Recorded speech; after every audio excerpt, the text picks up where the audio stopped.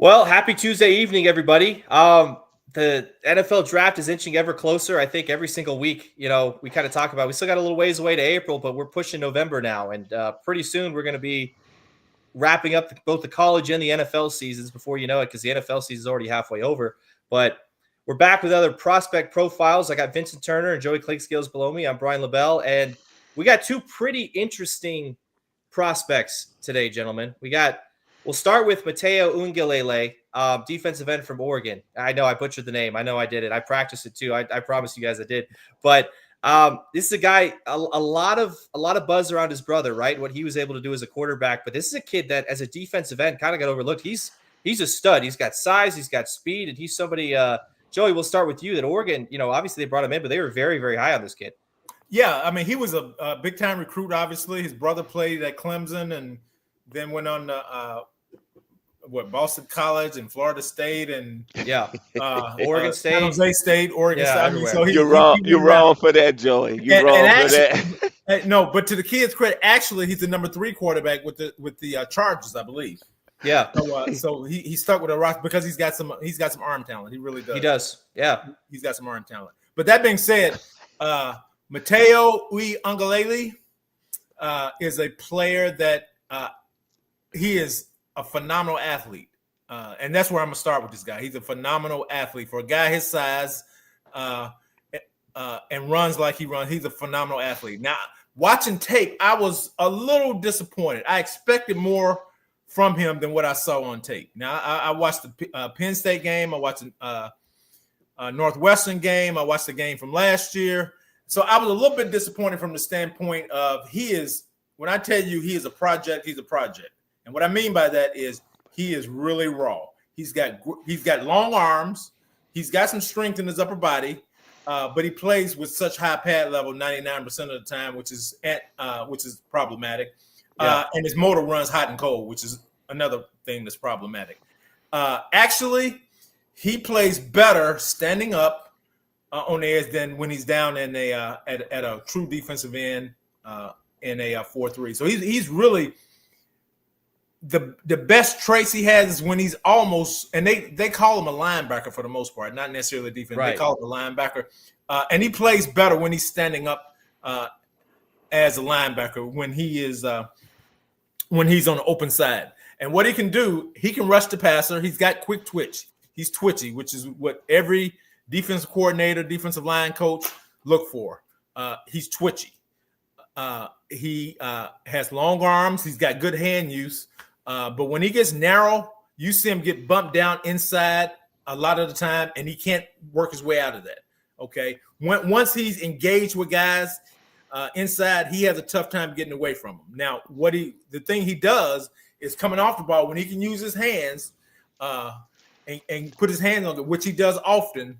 Then he's really good because he can swim, and again, he's got great first step quickness.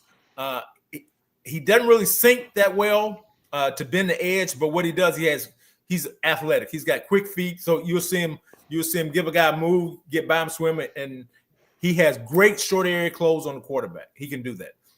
But again, the thing that bothers you when you watch this guy is he's a Polynesian, so he's got some natural strength, and he's long. You can see the long levers on him. But his motor runs hot and cold. And if I'm looking at him and I'm looking at, somebody like Bain or somebody like that, Bain has what I call that dog in him. I don't see that in this player. I see a guy, and again, I know he's got that inner fire, but it doesn't necessarily show on the field, which you would like to, because athletically, you're not going to find a guy with this size, with this quickness, with this hand use. But again, he may be more of a outside linebacker. So I'm going to give you a couple of examples of the guys I'm talking about that play linebacker. Like a Darryl Talley, who was a stand-up outside linebacker for the Buffalo Bills, a rush guy. With the Jets, we had Calvin Pace. Calvin Pace was a first-round pick from Wake Forest. He was a defensive end with Arizona. Rex came aboard with us as the head coach. We signed Calvin Pace as a free agent. We were in 34 defense. We stood Calvin Pace up, played outside linebacker, and he had the best years of his career standing up. And I think that's what this guy may be, is a stand-up outside linebacker. But every coach, they're going to see the size and say, this guy can rush the passes. We're going to put his hand in the dirt. He's going to rush around the end. But his base is so narrow right now. Can you change that base? Absolutely. Can you? But, again, once he gets engaged in tight situations, his pad level is so high. He's running in place. I mean, he's killing grass right there. So those are the things that he has to work his way out of. And, with teaching, can he do that? Absolutely, he can do that. However, I don't think his first year, I think that's going to be a learning year for him. I would be surprised if he comes in the league and he's super productive right away, despite having all the athletic ability and everything. I just don't think he's the most instinctive guy. You see things happen in game.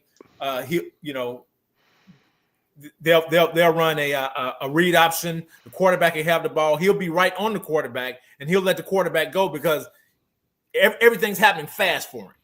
And you can see these things happening in the game. So do I think he'll end up being a good pro? I think he will.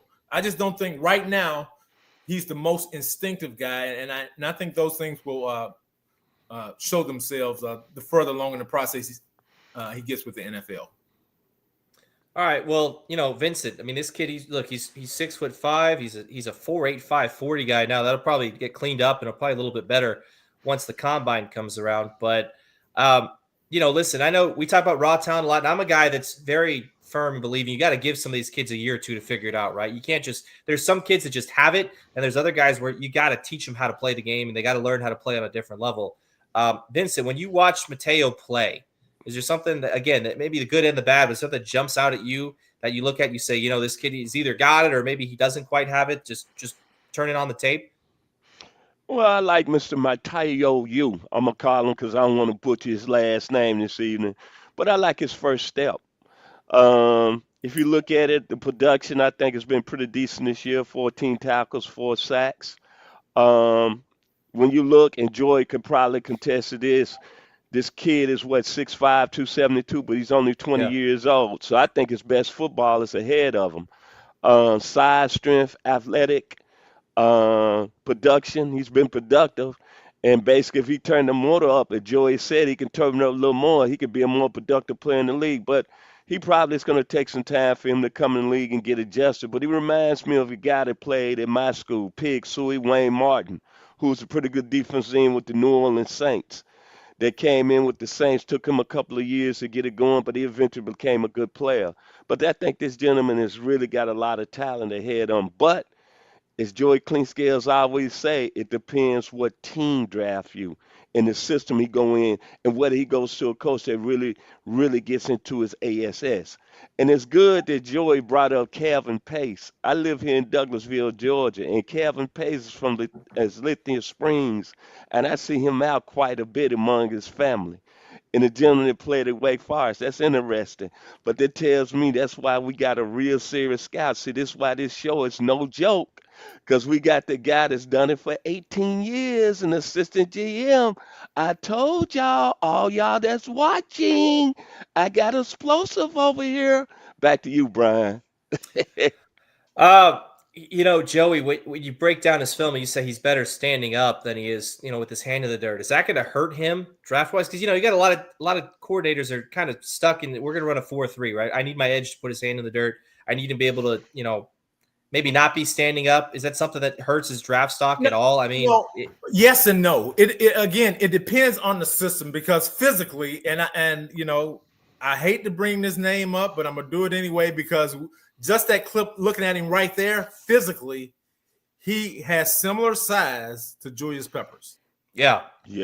He has similar size to Julius Pepper. If you look at him, I remember going to North Carolina looking at Julius Pepper. He's got similar. Now, he's not the basketball player and the natural athlete that Julius Peppers was. So let's clear that up right away. However, this kid is a pretty good athlete. He's got twitch. He's got some first step quickness. So you can put his hand in the dirt and rush the passer. Now, the thing that bothered me, again, is against the NFL tackles, once they get their hands on him, tackles defensive ends got to have a plan. Okay, you have to be reactive, because this tackle is going to do this. He's going to put this. He's going to stab you with his hand. He's going to have this. He's not going to give you a full slide. He's going to put. So now you have to figure out whether you're going to punch him, go around him, you're going to swim him, you're going to hit him, you're going to spin back with an elbow, you're going to come inside him. So I don't see a plan in this guy's game right now. So that's the problem that we have right now. Now, Joey, let me ask you one more thing before I get back to Vincent. But the idea behind a good pass rusher is you got to have multiple moves, right? You got to have multiple moves you can institute. Is it something to where it's just he hasn't figured out a second move yet, or it's something to where it's just maybe he quite hasn't figured out how to react differently, like with an offensive tackle kind of has him locked out to be able to say, okay, this is what I got to do, or is it just something that coaching wise someone needs to get into his ear, or does he need to do a camp in the offseason? What is it you think that Matayo needs to do to take that next step and figure that out? Well, I think it's all the above. I think he's raw. Okay, yeah. So with time, he's going to get all that. Okay, now that being said, I do think he needs to go to a camp. He needs to see guys that have done it at a high level. He needs to see how they do it. Specialty guys like Myles Garrett. See how he does it. Okay, and because he's got long arms like this guy. Okay, yeah. Myles probably bends better, and definitely Myles is stronger. But this guy's strong. You can see the strength. He just doesn't play strong in his lower body. He gets narrow, and when guys hit him, I mean, he's bounced inside. He's pushed inside like a rag doll sometimes, which bothers you. And again, the motor is not where you want it to be all the time. And the hot and cold motor is something, because in NFL, you don't teach effort.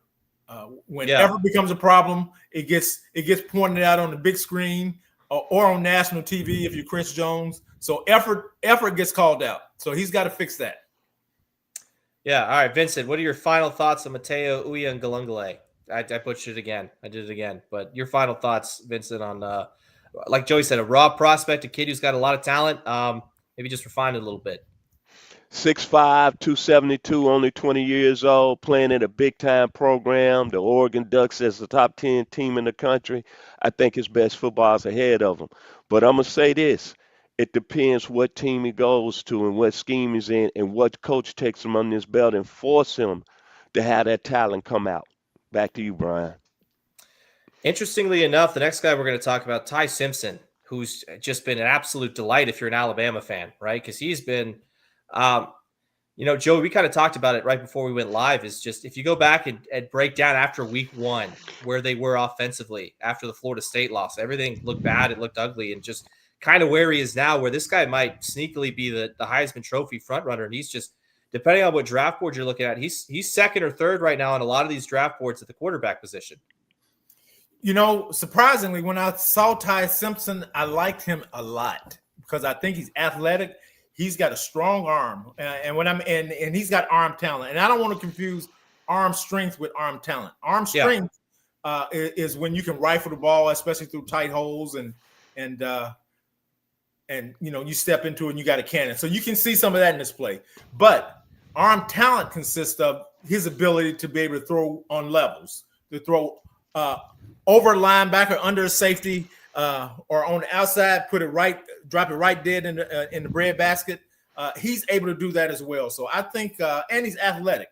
He's a guy that's a sneaky, really good athlete.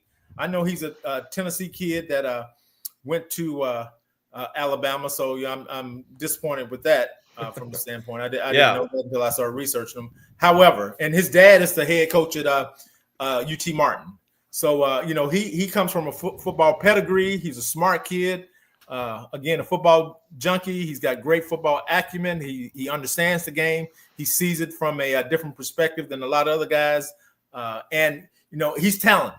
He's not just a strong arm guy, not just an athletic guy, but he's got great arm talent. And that's the thing that you like, even more than the arm strength.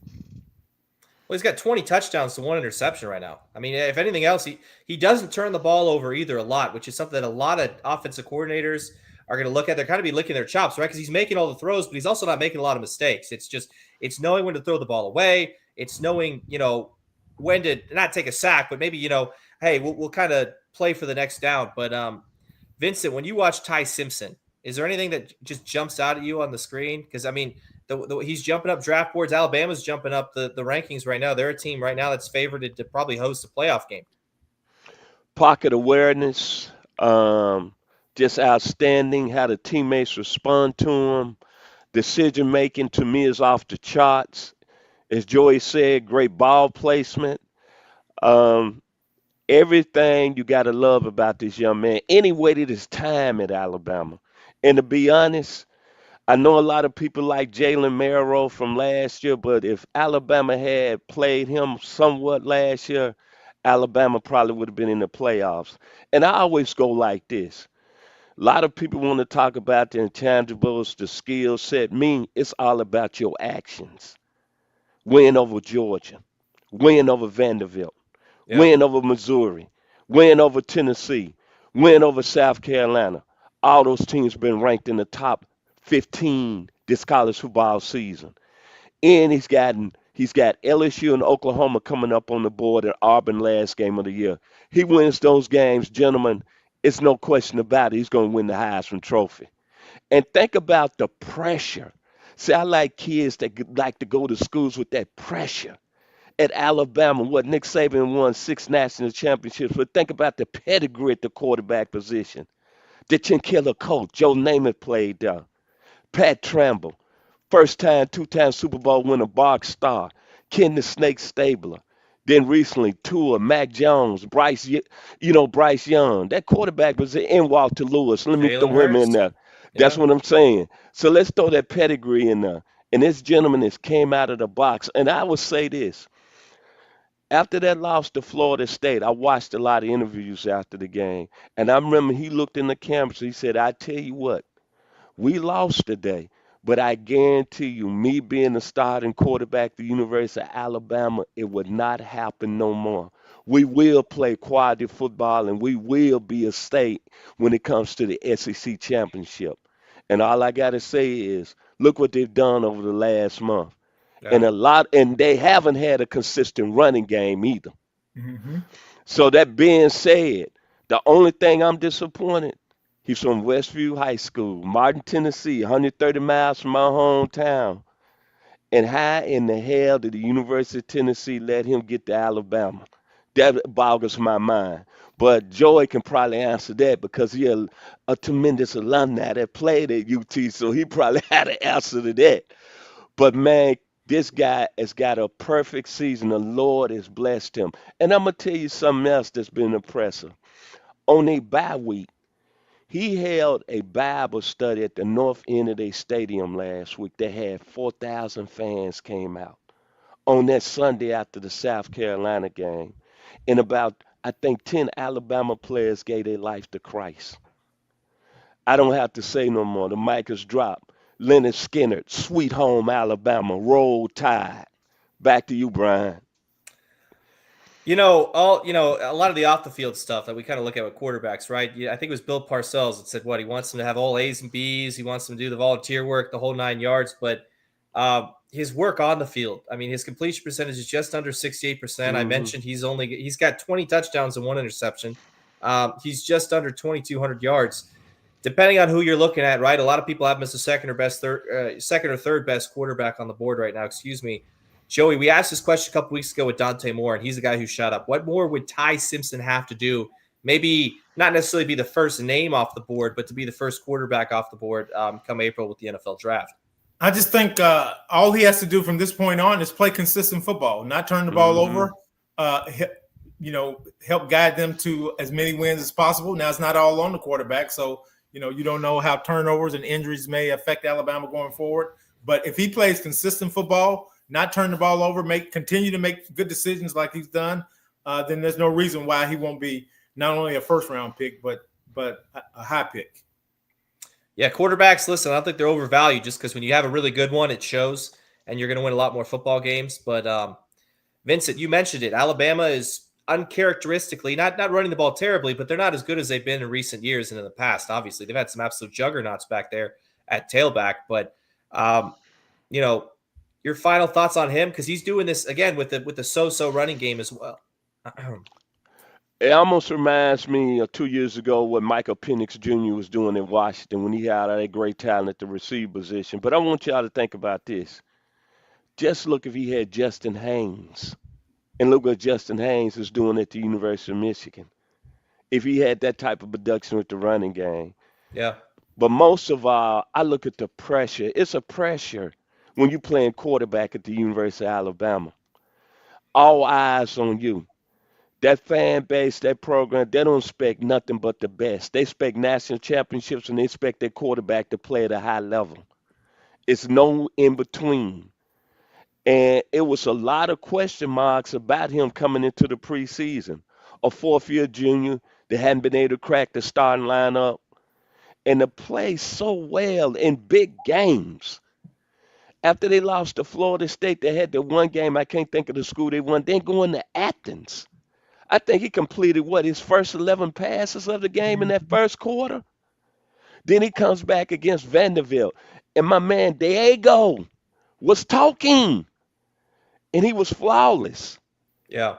Then Missouri, they don't have him against Missouri. They don't win that football game. And then against, of course, my Tennessee Vols. He made play after play in that football game. He was a difference maker. And last week against South Carolina, I don't have to say no more. The mic is dropped. Difference maker. And Alabama hasn't had a run game. Their best running back, Jam Miller's been banged up all year long. He's had a storybook season, man. And to play at that high level, read them stats one more time, Brian. 20 touchdowns, 1 interception, just a skosh under 68 completion percentage, and 2,184 yards as of right now. That's unreal, man. At Alabama? Yeah.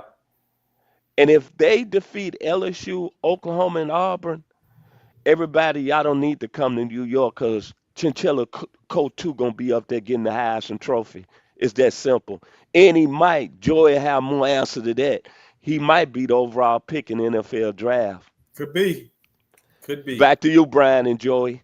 I think his biggest fan might be Coach Kalen DeBoer right now, right? Because they had kind of a rough start. There was a lot of sighs and a lot of angry grunts from Alabama fans after some losses. But I mean, they've righted the ship. This team looks like a Nick Saban Alabama team in the past. Joey, I'll give you your final thoughts here on Ty Simpson, quarterback for the Alabama Crimson Tide. Well, Ty Simpson has played like a big game hunter so far this year. He has done an excellent job. And again, not only does he have a strong arm, but he's got arm talent. And those are two things along with his athletic ability, his pocket awareness, and his, all the intangibles that a successful quarterback needs. He seems to have those things. So if he keeps playing well, then Alabama will be in the playoffs. There you go. Vince, you said everything you need to about Ty Simpson. You got anything else you want to say about him before we go? Callum DeBoer did an outstanding job with him, just like when he had Michael Penix Jr. at the University of Washington. And gentlemen, I know I don't want to end the show. I'm not trying to get clicks today on our show and cause any controversy, but I just got to say something if y'all want me to say it. I heard something crazy today from a fan that was in my library doing my prep work. He said he heard a rumor if Ty Simpson runs the table and Atlanta Falcons keep losing, there's a strong possibility the Falcons could possibly hire Kalen DeBoer as their next head coach and bring him from Alabama down to coach Michael Penix Jr. And the mic has dropped with Vincent Turner this evening. Back to you, gentlemen. Well, listen, we don't know about all that. We're not the rumor mill here, but I mean, listen, anything is possible right now with what's going on with the coaching situation there. Everybody wants winners, right? DeBoer's done a phenomenal job. Realistically, he's done nothing but win. He did it at Washington. He's done it at Alabama. Gentlemen, that was it for our prospect profile show. A couple of guys who, not really surprisingly, you're going to probably hear their names called fairly high come April in the draft. A lot of talent, a lot of winning between the two guys, and some pedigree too, right? Oregon's got a phenomenal pedigree. Dan Lanning has done a tremendous job with that defense. I mean, Vincent, you win over Alabama and their quarterbacks, and it's going to be interesting to see what happens the rest of the way and where these guys end up come April. But ladies and gentlemen, that's it for us. I got Vincent Turner. We got Joey Clinkscales. I've been Brian LeBel. Thank you so much for watching the show. We'll be back at it again next week with two fresh faces, and looking forward to seeing you all then.